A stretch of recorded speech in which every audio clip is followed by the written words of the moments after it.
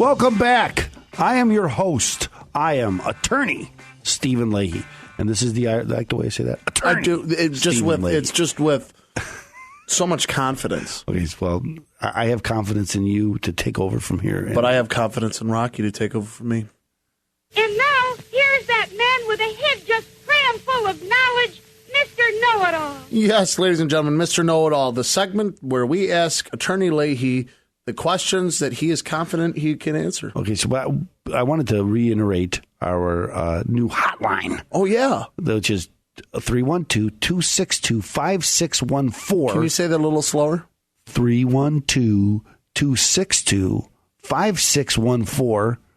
It just happens to be a number that I have at my office that was free. So I'm going to put a little welcome clip on there, and I'm going to ask you to. It'll ask you to leave a message. I'll get the message. So if you have a question, call that number. We're trying to make as many ways as we can for you to get your questions. That's right. And remember, ladies and gentlemen, there's a lot of stuff we talk about on the show, but we don't answer everything. Every show, and that's just what this hotline is for. So again, make sure you give it a call, and if you'd like, just specify too. If you'd like us to use the actual clip, we can put you right on the air. So 312-262-5614.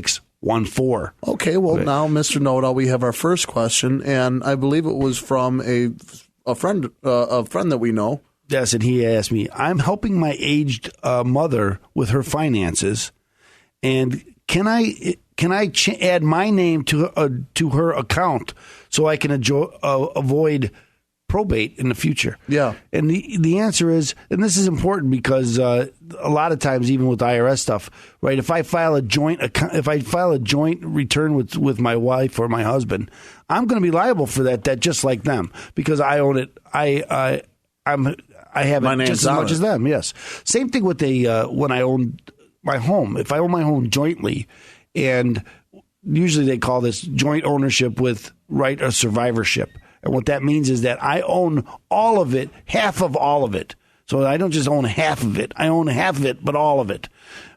Because, for instance, there's another way you can hold property, and it's called tenants in common. And that means I own only half of it. So if I were to pass, whoever owned the other half still owns the other half.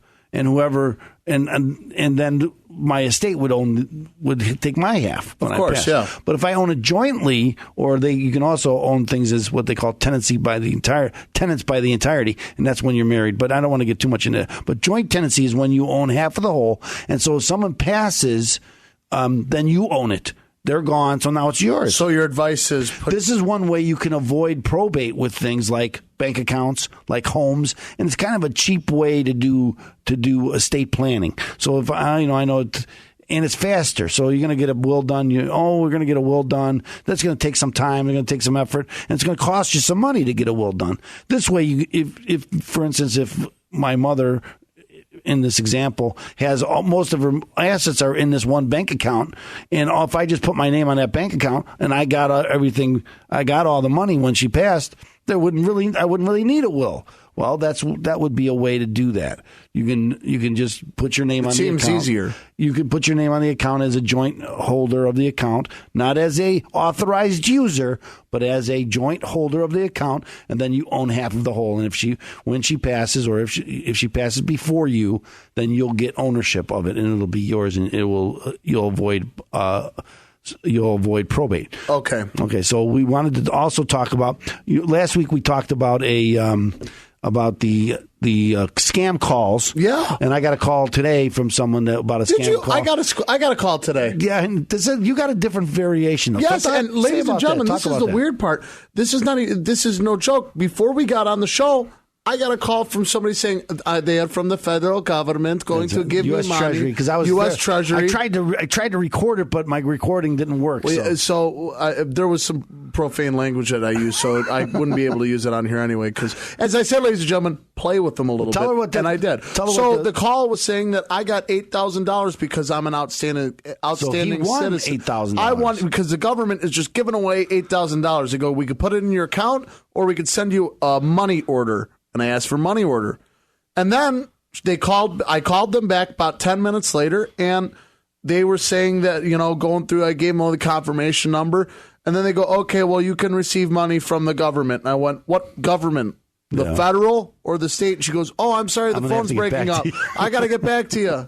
And never got back to me. Because they don't know, because they were foreigners. They were foreigners. You can tell I know. Well, I know it was a scam, so that's why I asked, oh, is this the federal or is this the state government? But again, this is another way they're going to get information from you.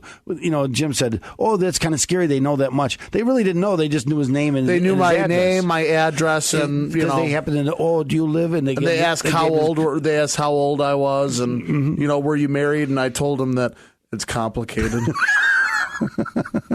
Yes, you have a job, and I said that's complicated too. Yeah. So anyway, so don't fall for these scams. Someone calls you, someone's looking for. Never give information over the phone. They wanted his bank account. Don't give the bank account. Don't give your Social Security number, because what they're going to ask you for is, oh, in order to verify it's you, we need your Social Security number. So anyway, I hope that answers the questions. Thank you, Mr. Know-It-All. That's right, ladies and gentlemen. And remember, if you have any other questions, any whatsoever, go on to ChicagoTaxTeam.com. There's going to be numbers to access a hotline. Or the hotline. I'll put it on there. There'll be a number to access a hotline. We have the blog segment. We have previous videos. So maybe if you have a question, we might have answered it another show. So go over there and check out some of our videos. Now, ladies and gentlemen, stay tuned, because after the commercial break, we'll be right back at you to wrap this show up on AM 560, The Answer.